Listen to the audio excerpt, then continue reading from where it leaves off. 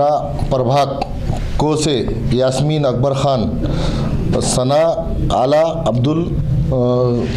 अयूब पठान की लड़की, इनको मैं जाहिर पार्टिंबा देते हुए एमआईएम पार्टी में प्रवेश कर रहा हूँ। आज प्रवेश करने की वजह यह है कि जुने शहर, पुराना शहर एरिया के अंदर आज जो हवा चढ़ रही, नौजवानों के अंदर जो जोश व खरोश देखा जा रहा है, और मेरे एक फैसले के तरफ से अगर एमआईएम का उम्मीदवार गिर जाते हैं तो मेरे को ज़िंदगी भर का इसका अफसोस रहेगा। पर मेरे उम्मीदवारी का पार्टिंबा देने की वजह से इंशाअल्लाह नौजवानों में जो जोश और खरोश है और बढ़ेगा, और अल्लाह इंशाअल्लाह ओल्ड एरिया के अंदर एमआईएम पूरी की पूरी सीटें जीतेंगी इंशाअल्लाह। क्या वजूहत है जो आप अचानक एमआईएम में प्रवेश करें? मैंने जब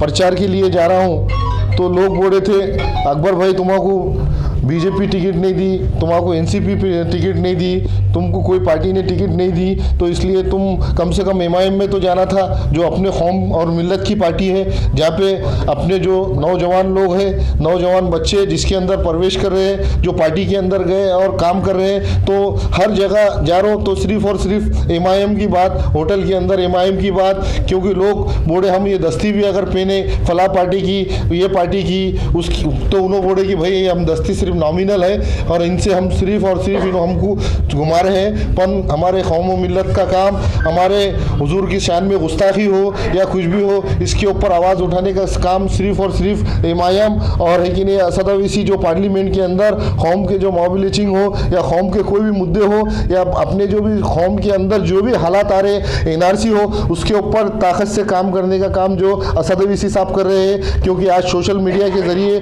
लोगों को सब कुछ पता चल रहा है कि काम कौन कर रहा है, कौम के अंदर आवाज़ कौन उठा रहा है। राहुल गांधी की आवाज़ के अंदर उतना दम दे रहा, राहुल गांधी की आवाज़ एक लिमिटेड आवाज़ हो गई वाली है, जैसा कि एक गली के एरिया तक रह वाली है। पर असद अवैसी साहब की जो आवाज़ है, वो आवाज़ भारत देश के लेके तो भारत देश के बाहर तक भी जाने वाली एक आवाज़ हो गई वाली है। इसका अपने को जब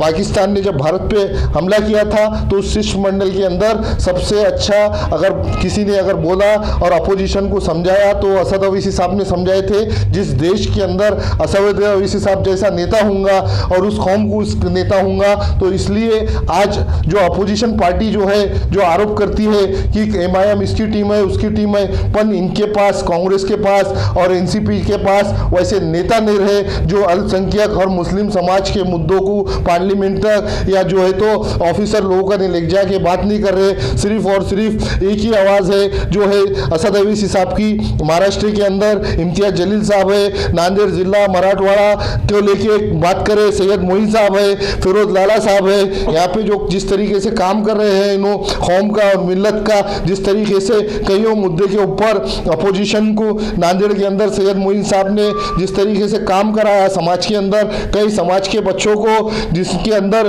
बेरोजगार थे उन बेरोजगार बच्चों को सुधारा। समाज के कईयों जुल्म होता तो हर जुल्म के ऊपर पहले आवाज़ उठाने वाले सैयद मोइन साहब और है कि नहीं फिरोज लाला साहब है, जिनको मैंने अपने आंखों से देखा पुलिस अधिकारियों से झगड़े करते हुए, कलेक्टर साहब हो या कोई भी हो, नांदेड़ के अंदर एक अपनेपन की लीडरशिप को मैंने अपनाने के बाद से मैंने है कि नहीं बीजेपी और सभी पार्टी अपक्ष का है कि नहीं मेरा वो करते हुए आज मैं एमआईएम के अंदर प्रवेश करा और एमआईएम के अंदर इंशाअल्लाह जो है 15 नंबर के अंदर 4 के 4 सीटा को बहुत ताकत से निकालने की कोशिश करूंगा इंशाअल्लाह।